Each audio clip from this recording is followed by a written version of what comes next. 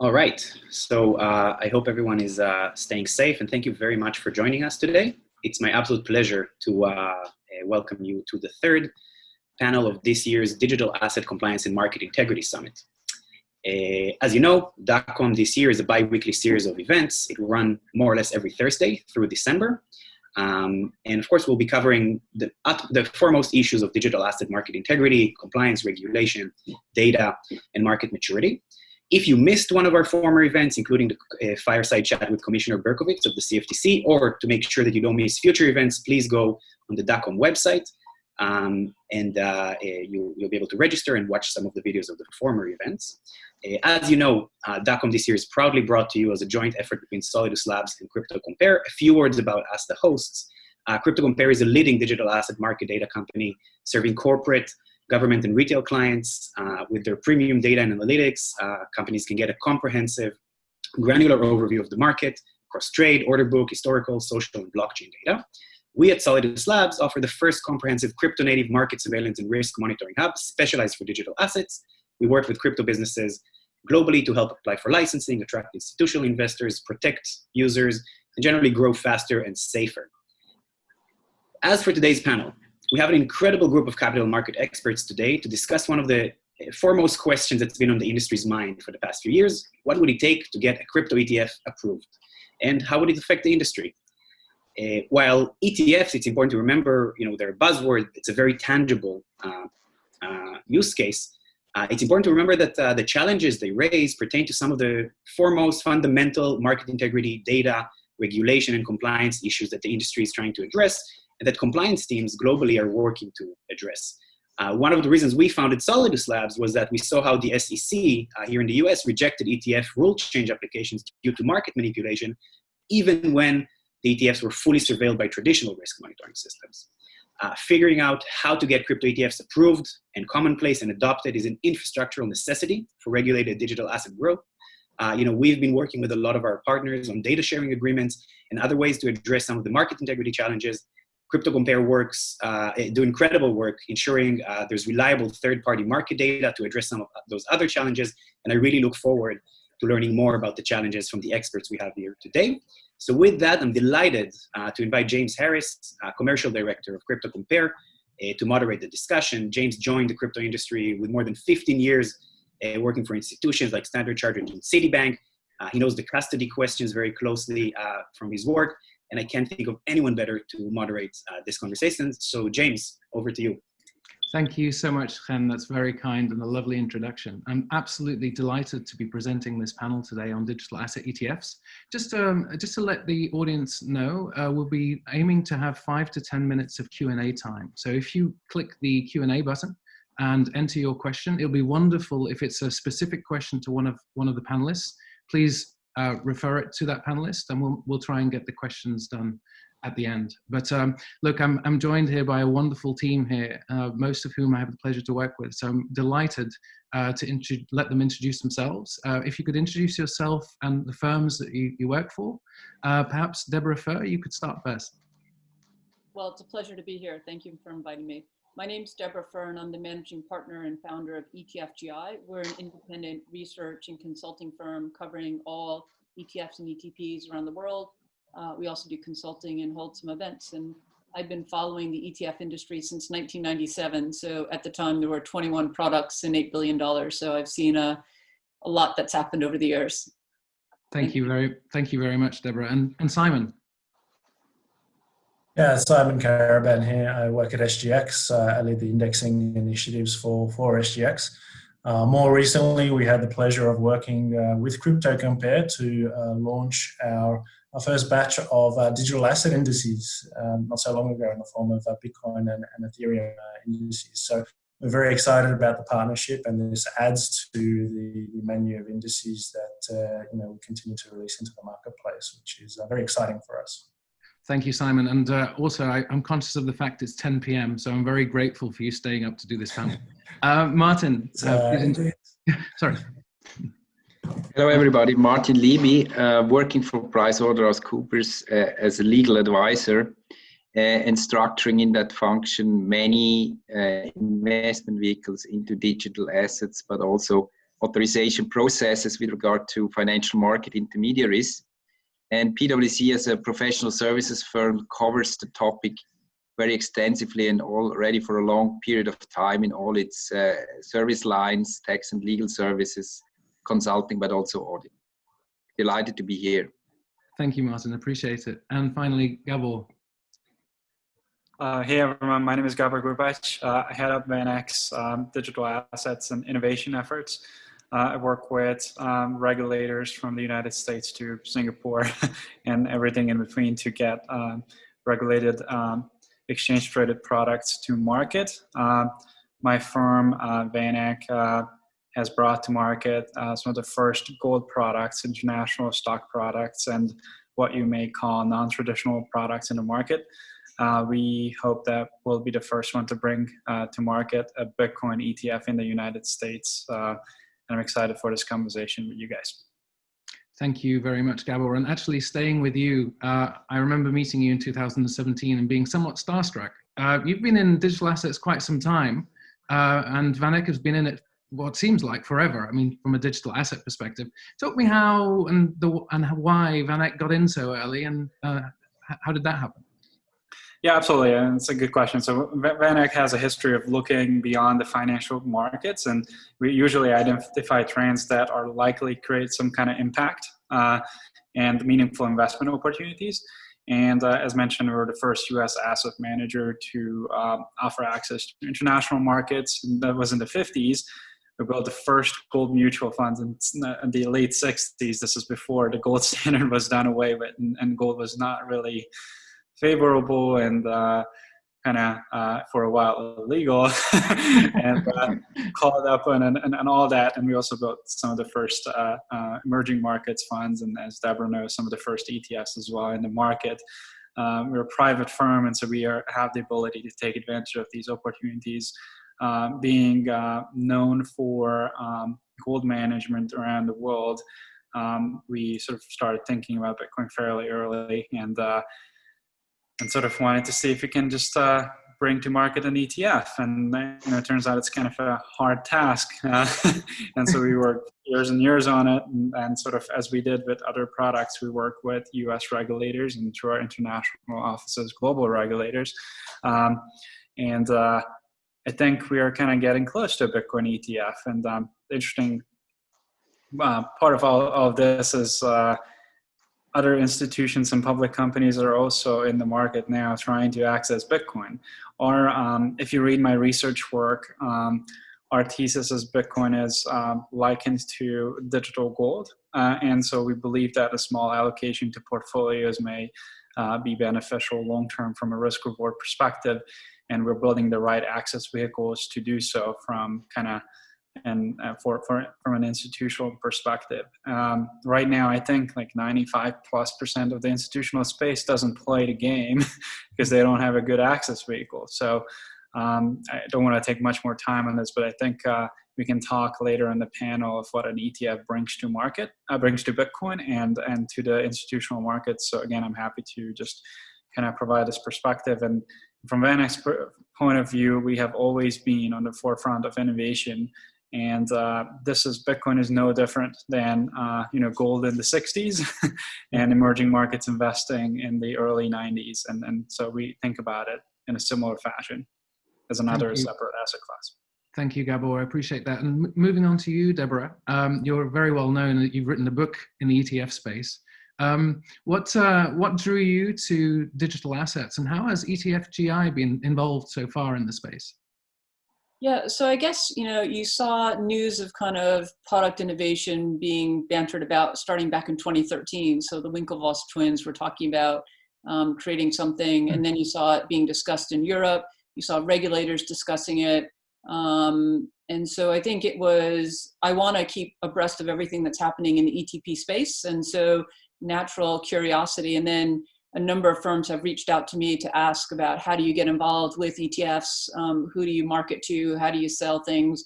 So I've done some consulting work with some of the firms that are involved in the space. And it's been exciting. And we do events, so we try and get regulators or the law firms in the regions to talk about what they see as trends and where we're progressing and where we're not. So a number of angles. It would be great to think of doing an event with you as well then. Hopefully when we come out of lockdown. Simon, now I'm going to put my tinfoil hat on here, but SGX is not necessarily known for being a trailblazer when it comes to new products, but here you are. You've got 2 digital asset indices in your product mix. How did that happen? Yeah, sure. So I have to dispute the fact that we're not a trailblazer when it comes to launching products.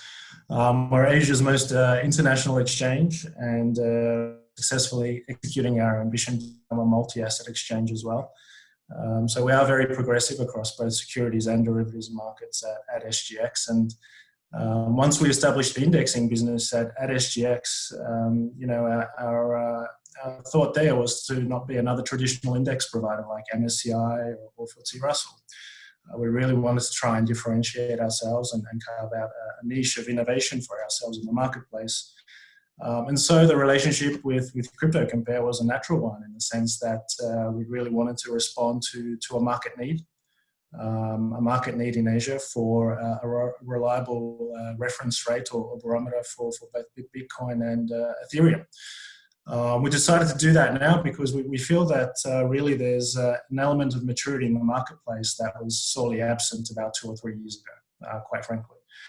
So we were approached numerous times to do indices on digital assets in 2017, but it was almost like trying to work with an awkward teenager that was very temperamental at the time. So we just didn't really want to go there.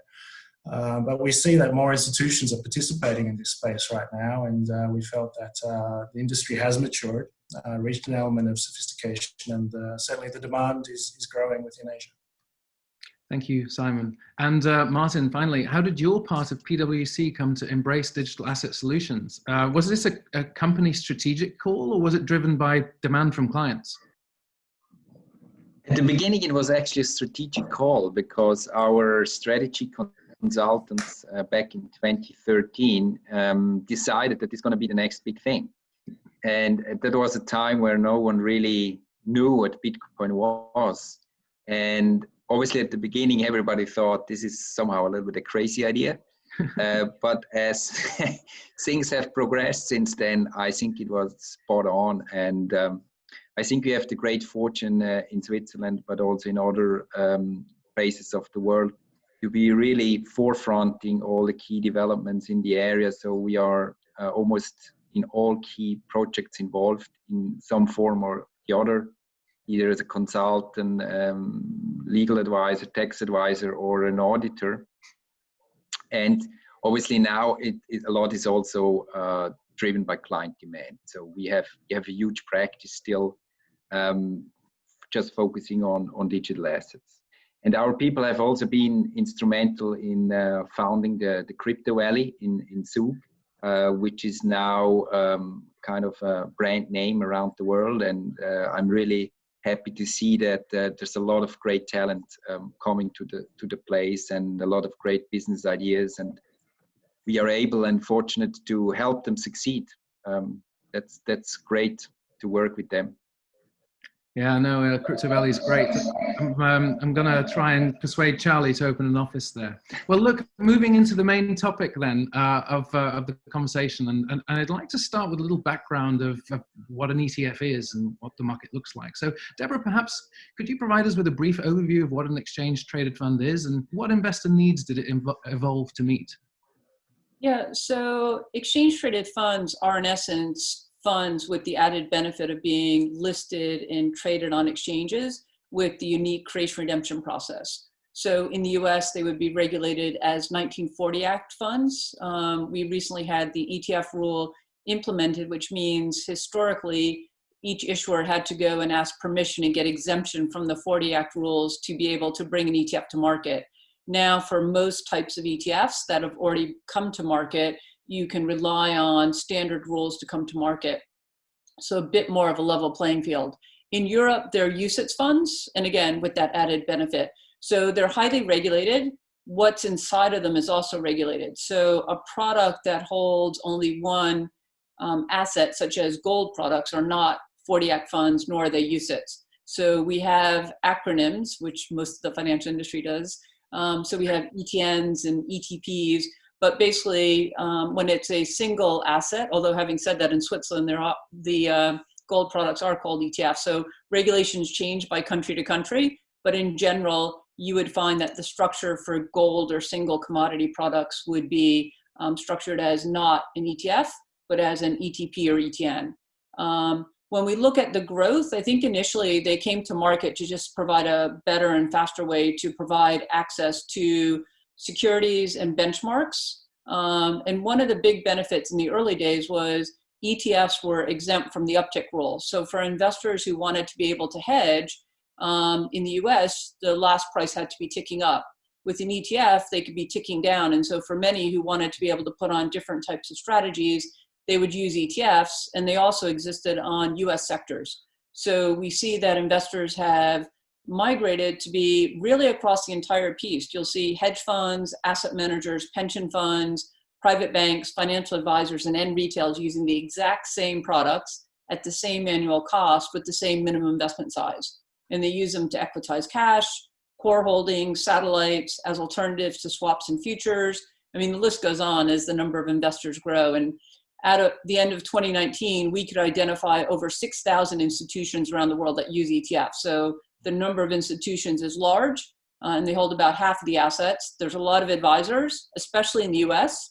And I would say the number of retail investors in the US using these products has grown exponentially during the lockdown, because if you watch the news and they talk about how sectors or countries are doing, they always show the tickers for ETFs. So the awareness of ETFs and tickers, and there's zero commission trading in the US for both ETFs and shares. So it makes it easy for retail investors. So where have we gotten to? ETFs turned 30 years old on March 9th this past year. The first ETF came from Canada, not the US. So the US is loud, and you would think it came from the US. US was 3 years later. The global ETF industry 2 months ago hit $7.1 trillion. Markets have come down slightly. So right now we're at about 6.89 trillion. We have over 8,400 products. Often they're listed on multiple exchanges. So there are over 16,000 listings. There's 487 firms that issue ETFs and ETPs. And you'd be surprised at that number, given you hear only about a few of them in the press often. They're listed on 73 exchanges in 59 countries. So you have ETFs, in Kenya, Nigeria, even in Iran. So they are all over the world. Wow, that's quite the landscape. So Gabriel, then look, there are no genuine digital asset ETFs anywhere in the world, and fairly few actually regulated investable products. Leaving perhaps the regulatory side for later, what are the biggest hurdles? First of all, I think we should think about Bitcoin similarly to what happened with gold. So gold ETFs took time. People don't remember that there's a 7-10 year period of discussion before a gold ETF got approved and kind of properly regulated. So the primary hurdles to a Bitcoin ETF that gets discussed in the media often are pricing, market surveillance, and custody. I believe VanEck and its subsidiary MBS has launched the first regulated, EU benchmark regulated crypto indices with actually CryptoCompare. So we think that we solved the pricing issue, and over the discussions with regulators, they feel pretty comfortable about pricing. So I don't think that that's one of the big issues, but gets mentioned a lot. With the likes of Solidus Labs, market surveillance is also getting better, and sort of people get more comfortable about that. So that's a big issue, but it's getting solved. I would say 80-85% solved, in my view, which is sufficient for exchange traded products. And then the last big hurdle, I think, which I believe to be the biggest hurdle based on my discussions with regulators, is custody. So how you hold your asset, Bitcoin is it's like a bearer bond, a bearer asset. So if it's gone, it's gone. And that is a concept that is not known to mutual funds and exchange traded funds, because there are central depositories that guarantee ownership. So I think that is the biggest outstanding issue. There are ETPs, so exchange traded products. There's hundreds of hedge funds. I think right now there's 700 hedge funds around the world, and the kind of partnerships that hold Bitcoin. Family offices hold Bitcoin directly, or digital asset exchanges. There are exchange traded products like exchange traded notes, for instance, which are debt instruments in Europe. There are over-the-counter listed products that are in the market and got big, and that usually trade at a high premium to net asset value of the fund. So those are all in the markets. Regulators are kind of dragging their feet, I believe, because of the custody problem and the political problem of Bitcoin potentially challenging the incumbent currency status, and no government wants to lose their control about their currency. So I usually argue with regulators and major kind of industry participants and institutions that we shouldn't think about Bitcoin as something that is taking currencies, sovereign currency positions. We should think about it like gold. Gold, with its $8 trillion of market capitalization, sits kind of in a parallel universe from in the financial kind of framework from it, and is integrated to it to some extent. $8 trillion, people use it as a hedge, yet not challenging the existing kind of fiat currencies. So I think Bitcoin kind of should be regulated as gold and should be allowed to participate in sort of the ETF world. And as if you guys follow some of my work on the VanEck research side, or just look at Twitter or LinkedIn, I usually post like what an ETF brings and the benefits that an ETF brings to Bitcoin. So I believe there are many structural benefits that an ETF brings to Bitcoin. And so one of them is daily proof of reserves, which we call net asset value in the ETF space. So ETFs are required to disclose net asset value every day. So assets are in a fund, and prove it and legally abide by that value. So that's a big deal. It doesn't really happen with crypto exchanges, and you just don't know how much Bitcoin there is if an ETF actually has to disclose that number. Other like hedge funds don't. Over-the-counter instruments don't. Many ETNs don't. So they do, but they're not legally bound by that. So I think that's a big difference that doesn't get talked about. Holdings need to be transparent for an ETF, along with prices. And I think, so those are also the transparency-related holdings type of benefit. ETFs offer higher liquidity. US capital markets are, for all intents and purposes, a $20 trillion capital market. Integrating Bitcoin into it would provide tremendous growth for the space. So I think the high liquidity that ETF provides shouldn't be disregarded. In fact, and this is like, we could talk an hour about it, so I'm not going to say that, but there's a creation redemption process that's unique to ETFs that provide high liquidity to the markets, both in cases of big sells and big buys. And this creation redemption process is pretty much it's a mechanism to incentivize high-frequency traders to create narrow spreads and provide liquidity when it's most needed for the markets, both on the buy and sell side. So that's super important. And two of the most important points that I highlight to global regulators in my discussions are, one, investor protections that an ETF brings to market. So those are, there's a number, as Deborah mentioned before, the 1940 Act has a lot of protections that are coming out from the speculatory period of the 1920s and 1930s. Those protections have actually evolved the U.S. capital market from a small few billion-dollar capital market to a $20 trillion market. So financial history tells us that regulatory framework is successful, and so we want to make sure that we take advantage of that and use those investor protections to benefit regulated and sustainable growth in this space. And the other part is kind of proper tax documents. Right now, it's really hard to get tax documents around digital assets. It's a nightmare to do your basis, and it's kind of like an automatic thing for ETFs that are well integrated in the tax and brokerage system. So overall, I think ETFs bring a lot of benefits to the market. There's a little bit of more resistance on the ETF side, just because of custody. But the other problems are getting solved. So I wouldn't be spooked when people are like, "Whoa, the surveillance markets are manipulated." Actually, Bitcoin is better surveilled than gold and the oil markets. So, there's, for all intents and purposes, to me, that's a non-argument, and that is non-defendable long term. The custody problem is a real issue, and the bearer asset nature of Bitcoin is a real one. So with that, I'm going to just quickly pass the baton, but just what I wanted to say, I think we're going to see a Bitcoin ETF come to market, and I think we're going to see Bitcoin ETPs come to market sooner than what you may think, and maybe not in the United States. So very bullish on that. Thank you very much, Gabriel. Very, very comprehensive. You touched on a few points that we may return to, especially the creation redemption process and exactly how it would work for an ETF, because I think that's pretty interesting.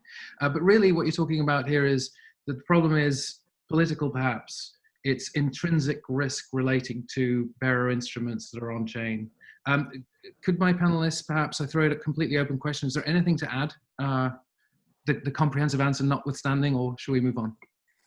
I think some regulators are concerned about anti-money laundering too, which I think goes beyond market surveillance.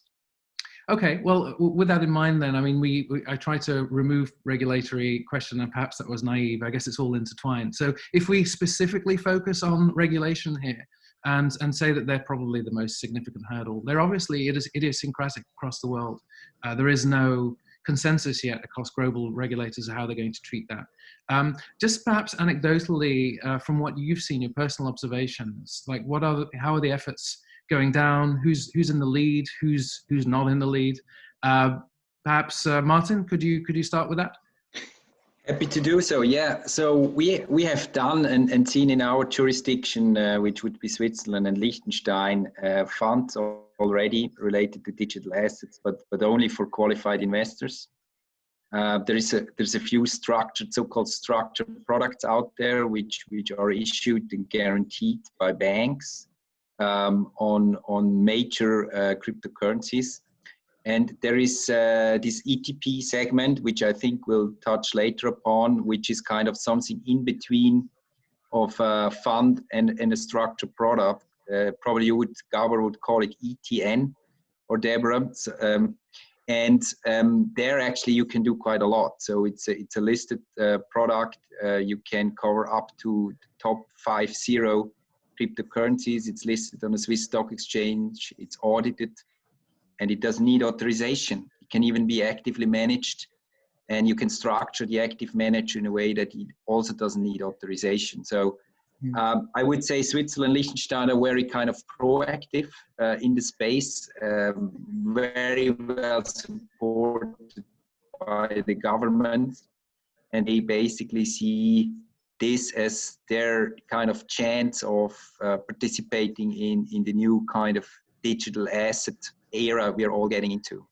Thank you, Martin. And Deborah, perhaps I know that you follow the movements of the regulators globally on this. And anything that you've seen that is really interesting? Well, I think it is important to say the first products that came to market as ETPs were in Stockholm. So they were first to have products. Then we saw Switzerland. And then more recently, we've seen the ability to cross-list some products on the Deutsche Börse. So I think slowly Europe is embracing these products. I think when we look at the US, where they were pretty negative for a while, Jay Clayton, the head of the SEC, recently said they're now looking at crypto products. So that sounds like a more open mindset towards them. I think if you look at Singapore and Hong Kong, they do have different initiatives, but I think the concern also, and maybe we didn't mention this, is suitability. So I think when you look at different markets, that would be another concern. So I think we're more likely in most markets to see institutional products first. ETFs are deemed to be more retail since everyone can buy it. So I think there are initiatives afoot.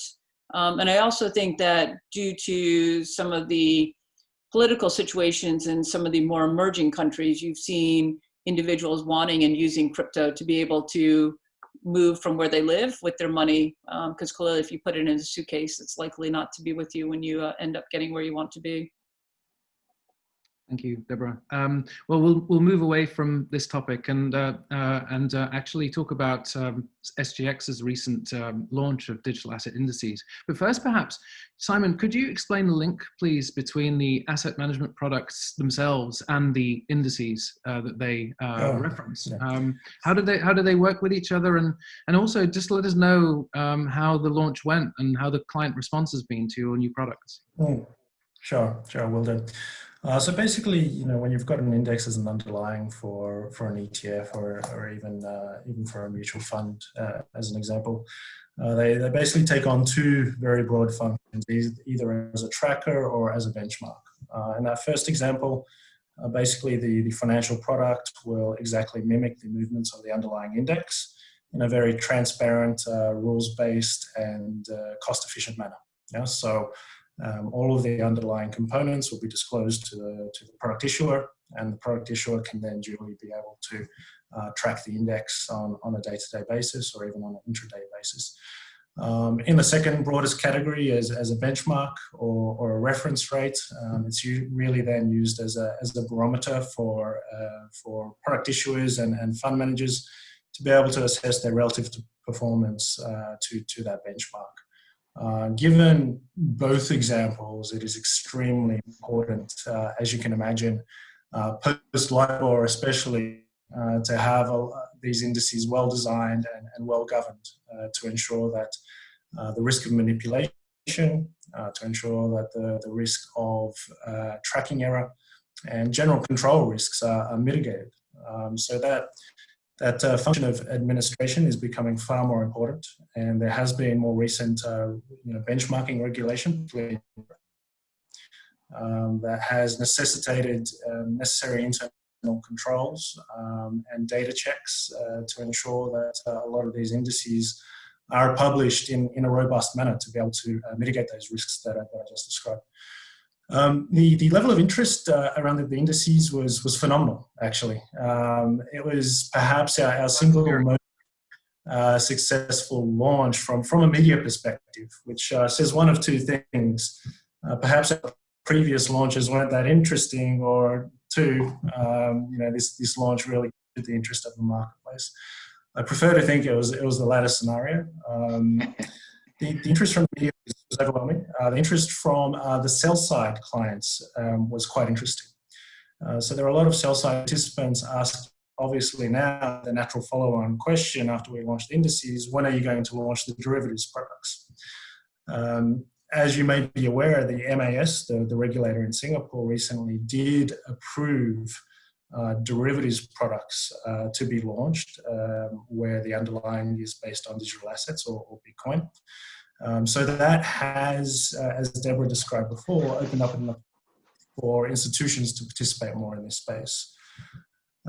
So there is a lot of interest from the market makers, prop trading desks, especially around when this futures launch may happen. On the buy side, the interest was there, but the question was really, how do we access this? So it was almost as though the buy side was asking, can we access index through futures in the most liquid and transparent way possible, as opposed to having to try and trade it on the spot market. I believe that inquiry came through quite naturally, because once it's on a derivatives exchange such as SGX, you have the comfort of having the margining process, the settlement and clearing process within SGX, and of course dealing with a highly regulated entity. So that element of trust and confidence is there, and the buy side would be quite happy to access their exposure to Bitcoin through the futures on our exchange. There was some lukewarm interest from ETF issuers or product issuers across Asia. However, as we heard before, the regulatory environment isn't exactly accommodating within Asia as it relates to at least listed products.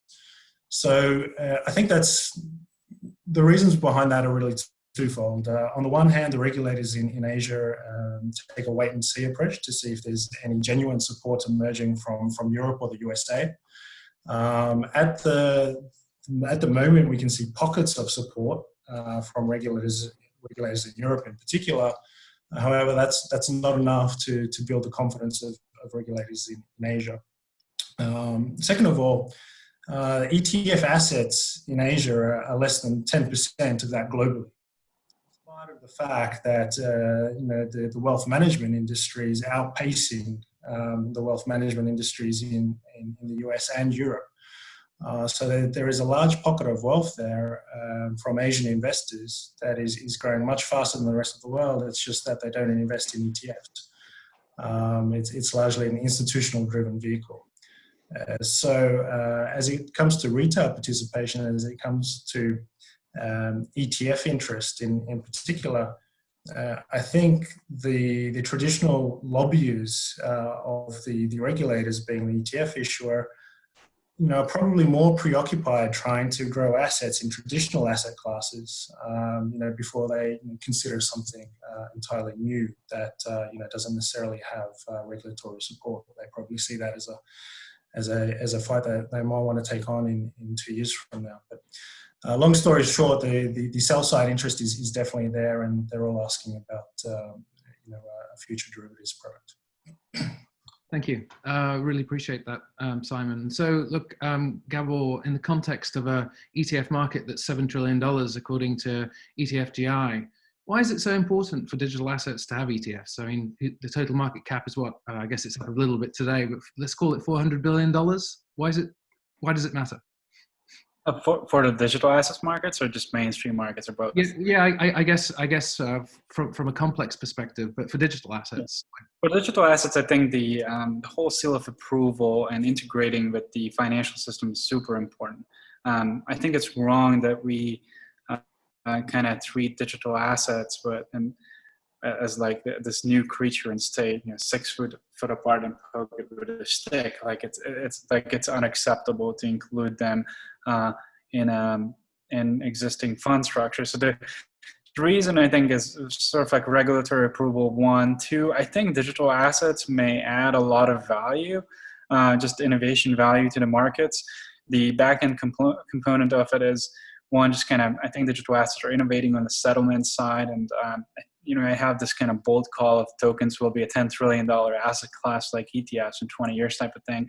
And I think we're in search of the next evolution of the ETF wrapper. And I think digital assets may have part of the solution that makes the markets faster, cheaper, and more liquid. So those are kind of some of the reasons why I think we should think about integrating them.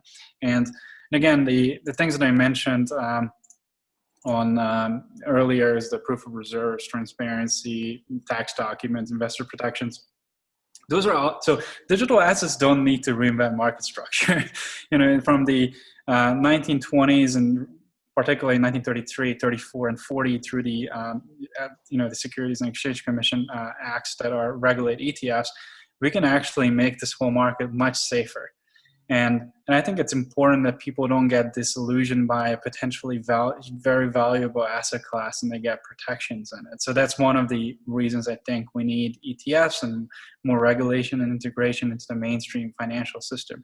I also, again, think that a lot of the, Martin's PwC on the sort of on the regulatory side, or Simon from SGX on the derivatives and trading and indexing time, or Deborah on the research side, these units are all built out and have decades long of history working with financial products, and none of that expertise is accruing to the digital asset space. So in order to accrue that expertise efficiently efficiently and cheaply to digital assets, we should integrate them. And again, I would be happier trading on SGX than on some random Chinese trading platform that might disappear in the next 2-3 days. And I think institutions would be happier trading there. And one example is CME's success with the Bitcoin future ETFs. People would take, it's an 800 million open interest product, for instance, and it has, just from a stats perspective, almost as many, something like within 10% of the number of major kind of traders and of the contract as the S&P E-minis, which is one of the most liquid contracts out there.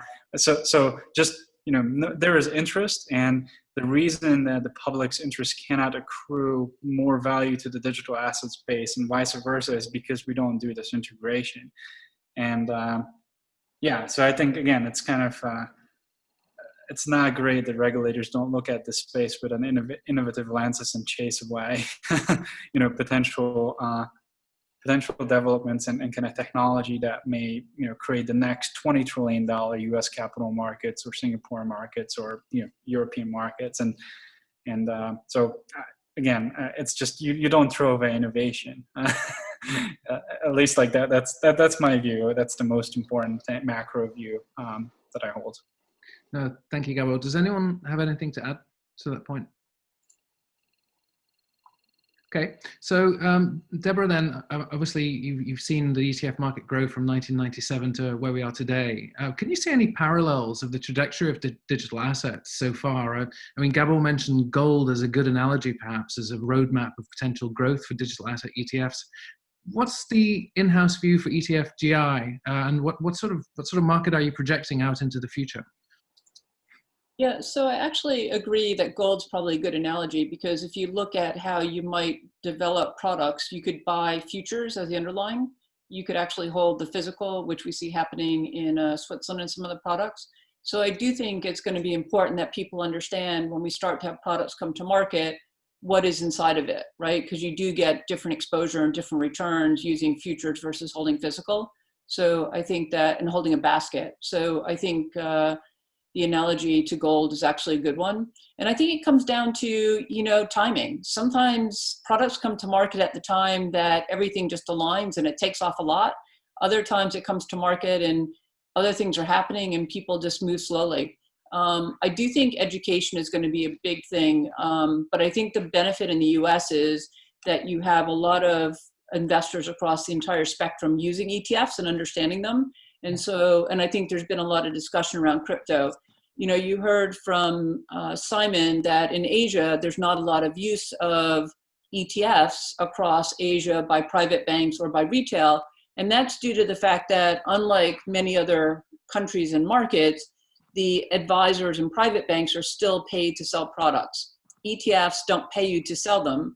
And therefore the use across Asia is very low when you come to those segments.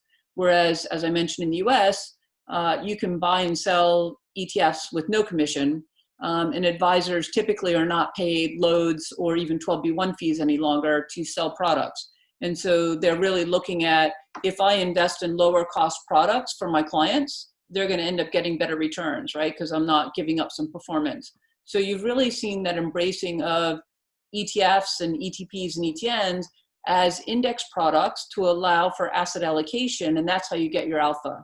So people have embraced this barbell approach to, I'll go active where I think I can get alpha, and where I can't, I go to low cost index, ETFs, ETPs, futures to get alpha through asset allocation. So I believe it will take off. It's a little bit, this year was a difficult one to predict, but if you look at the ETP industry at the end of Q3, we've had 488 billion of net inflows. Last year at this point, we had 349 billion. So there's a significant number of people who like using ETFs and feel comfortable. And I think that it could be very significant. When GLD came to market, we saw very significant growth. And, VanEck had the gold miners ETFs back in the early days when they used to give out gold picks. So I still have one of those somewhere in my closet. So I think, it comes down to how does it come to market using social media really well, right? Because you're not going to be able to do road shows. You're not going to be able to go take people out for, drinks and whatever, because we're back in lockdown in London anyway. And I think most places are. So I think you have to be creative about how do you educate people on the product. Thank you, Deborah. It's really interesting, actually. Just going back to that analogy as gold, for gold and the growth of the ETF from 2004. I think I did the calculation. I think that the gold ETF industry grew by a CAGR of 125% for 15 years. And just incredible growth. And perhaps driven by the narratives of leading into 2008, the global, the GFC, of perhaps monetary response being somewhat accommodative, let's just say, and here we are again at almost. It's just such a coincidence. I find the timing of these things just to come at the same time, and so perhaps we could use gold as an analogy for growth going forward. So, well, look, I'd like to just focus a little bit on PwC for a second, Martin, and we first perhaps some background. We look at these ETNs and these ETPs. There are a couple of well-known providers out there that have things listed in Nasdaq Nordic and I believe on Pink Sheets exchange in the US. These have several $1 billion AUM. I mean, why would we need an ETF in the face of these? Like, what's the difference between them? I mean, the difference is it's exchange traded and it's regulated and kind of it's basically the best kind of regulated product you can have. So that's short answer. Obviously, to get this right will take some time. As you have alluded to, there is OTC products, but there is also other exchange traded products, and now you also have banks kind of offering digital assets, custody for digital assets. Okay, and perhaps Gabor, I mean, I know that these products might have a 17% or 18% premium to the underlying. Could you explain that phenomenon, why that exists, and perhaps that's the natural value proposition for an ETF here, given the incumbents? Absolutely. So I think that's a good point. So what does it mean? The currently products that are out in the market on the either on the over-the-counter market or sort of exchange-traded products or closed-end funds carry significant premiums that range from 10% to 70%. So you pay that much more to access an asset. If things go down, then you're screwed. and so that is not, the ETFs trade a few basis points away from their net asset value. So when you see a price on the screen, you don't get a 15, 20, 30, 40% more kind of higher number or lower number just based on so the issue is that most of the products are in the market don't have daily creation and redemption at net asset value.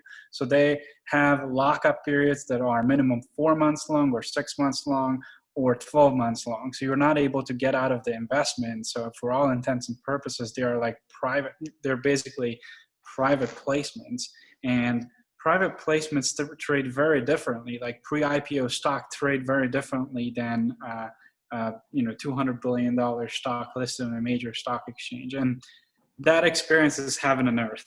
Like you're being logged into a product where you can't trade off for 12 months versus having a real-time liquidity product with a daily net asset value, and you're able to trade basis points over it. So it boils down to that, no lockup periods and being able to trade close to net asset value.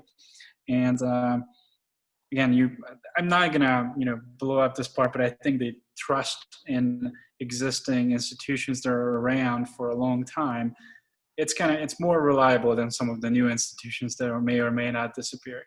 And so I think investors are more comfortable with trustworthy larger institutions, which is kind of contradictory to the spirit of Bitcoin. But eventually, most of the Bitcoin today are held at crypto exchanges, so people already trust someone. However, some of these exchanges are disappearing. Not the major ones, which are doing really well, and I think they're going to be a cornerstone of the new capital markets. And they're going to be the new futures exchanges, new stock exchanges. So I think it's important to keep an eye on them. But again, ETFs are easily bridging this world without having to build the tens and tens of years of interconnection and infrastructure. You simply put an asset into that space and you get all the benefits from it. It's not rocket science, but I think it's just kind of people are worried that what if we do this and suddenly it overtakes our financial system? and again, the benefits, like most people who trade crypto actually don't trade ETFs, and they don't know the benefits of the ETFs. Like I think 85-90% of people probably don't even know the difference between how a stock, mutual fund, and the ETF trade versus Bitcoin. So again, this whole, what an net asset value is very important. Trading on a real-time basis at a price that you are shown on a screen, and and then being able to, I think some, Sean is mentioning, and then Sean Cumby in the chat, for instance, that you are able to place products into investment accounts from a regulatory point of view. So that's why the investment shell is so important.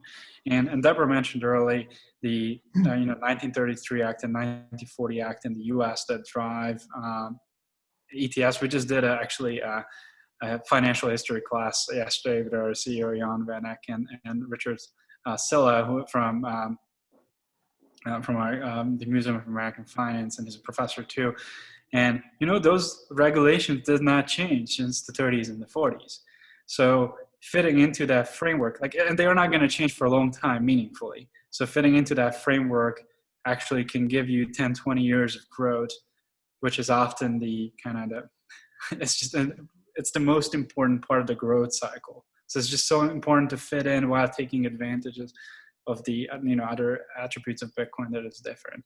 But yeah, I'm biased on this. So I just wanted to say that. I just think. No, thank you. A thought that came to mind as he was speaking is, when fixed income ETFs first came to market, most fixed income investors had no interest and didn't understand what ETFs were. And over time, they've learned to embrace them and use them as a tool. So I think a lot of people who've learned how to get comfortable using crypto now, happy with the wallets, happy with all that, are not likely to be the first embracers. I think it's the people who are using ETFs now will morph to use the crypto products. So I think similar to fixed income. Yeah, no, thank you. Look, Martin, this is the last of my prepared questions. We've got nine or so minutes, so I'll ask this one and then go into some of the audience questions. But Martin, you were instrumental in the launching of FICAS's fund on the SIX exchange in Switzerland. We were actually the real-time NAV calculation agent for it. And what's interesting about this strategy is the first active digital asset strategy to list with true market-made liquidity being available on exchange. Now, could you explain the innovation and your work behind this product and the things that allowed you to bring it to market? Yes, happy to. And obviously, James, CryptoCompare is really instrumental to this product. And there's not many players around in the market who can do what you can do to this product. So the idea of this product is actually when we take the ETF structure, we say this is a dual structure by having a listed and regulated product. We take away the regulatory layer and kind of replace it with some audit requirement. So these are products which are listed with the Swiss stock exchanges. The requirement is that it's an SPV, issues tracker certificates. You need a market maker, you need a paying agent, you need a calculation agent, you need an auditor who audits the product. And you can be trade in passively and actively up to 50 payment token, the largest payment token. So we have created the first actively managed ETP. So basically it's a relative value strategy. And the good news is also these two products, so the SPV and also the asset manager, if you structure it correctly, don't need authorization by the Swiss regulator. And you have a lot of liquidity. You ensure with the market maker that there's not a discount to the NAV, that there's not a huge bid and ask spread. And that's very good to sell it globally to retail investors, because you have a secondary market product. It can be bought easily through brokers from all around the world. It's on Bloomberg's, it's on Reuters. It's even from a tax perspective very efficient. So it's transparent. So it checks a lot of kind of boxes at the moment, which in the digital asset space there is issues like selling something to retail and also getting authorized. Great, thank you, Martin. Now, I straight up lied, actually. I have one more question. And it's a really important one, actually, because it's about the things that companies like Solidus Labs are doing to help rebut some of these regulatory issues that we talked about on the top of the conversation. So Solidus provides an excellent suite of surveillance services. And we note from our latest benchmark review, which was published in July, that only 4% of exchanges use an external surveillance trade monitoring partner. Another thing that they're bringing to market is a shared surveillance data agreement for exchanges, where they can effectively discuss perhaps potential bad actors. And so Gabor team, what do you think of these kind of developments? And are they accelerating the point at which we'll get an ETF live? Yeah, I mean, so regulators want more surveillance, right, for everything, and more kind of cross-checking opportunities and control over exchanges. And I think, the introduction of new solutions to this market and the kind of the unique tools and constructions that Bitcoin specifically is auditable is helping the industry, and actually highlights a lot of the issues with the other traditional markets that are not auditable and monitorable to this extent. So I would say, yes, it's definitely accelerating the progress on one side, the optimistic helping and overall good. I also want to highlight the bad side. Like, it's not the government's job or not the regulators' job to surveil individuals and how they deploy their money. Most of the regulators are tasked to evaluate whether the disclosures for investments are fair or not. And now they became these like surveillance conglomerates. So I don't think that's great for society. I just wanted to point that out. That I'm not even if people don't have anything to hide, if there are tens of thousands of people looking at your bank accounts for suspicious activity, it's kind of bad. But I think what Solidus Labs does, and some of the players in the space, is trying to find a good middle ground to enable institutional products to come to market while preserving rights to privacy. I think it's a very very fine line, and people should find the balance. But the fact that technology solutions coming to market and enabling some level of sort of like criminal deterrence and reporting capabilities is a definite positive for the market. Thank you. Well, look, I've had a few questions about Canada, and it's interesting because another of our partners, Embis, who's actually owned by VanEck, has a client in Canada called 3IQ, and they have another ETF-like product there, which like some of the others trades at a premium to NAV. But Deborah, do you think that Canada could be the jurisdiction that supports a Bitcoin ETF beating the US to the punch like they did for the very first time? It's hard to predict when regulators will come to market with anything, so I wouldn't want to be on record guessing that. But clearly, Canada has been innovative, even in leverage and inverse and some of the other products. So it wouldn't surprise me if they were first, but I wouldn't want to be the one to kind of bet Canada against the US. There's a lot of pressure in the US from various issuers who want to bring products to market to answer questions from the SEC on the issues they raise. And as we've heard, when we look at leverage and inverse and some of the other product innovations, it took, 8 years. Even active, semi-transparent ETFs took over 8 years. So the SEC will be slow and deliberate in gathering information. But I think the comments, as I mentioned earlier, from Jay Clayton, the head of the SEC, really does indicate that they're now looking at this in a way it didn't appear they were doing even a year ago. So I do think movement seems to be happening in the US also. Wonderful, thank you. Look, I can't be an ex-custody guy and not talk about custody. So actually, there's and this will probably be the final question that we have time for.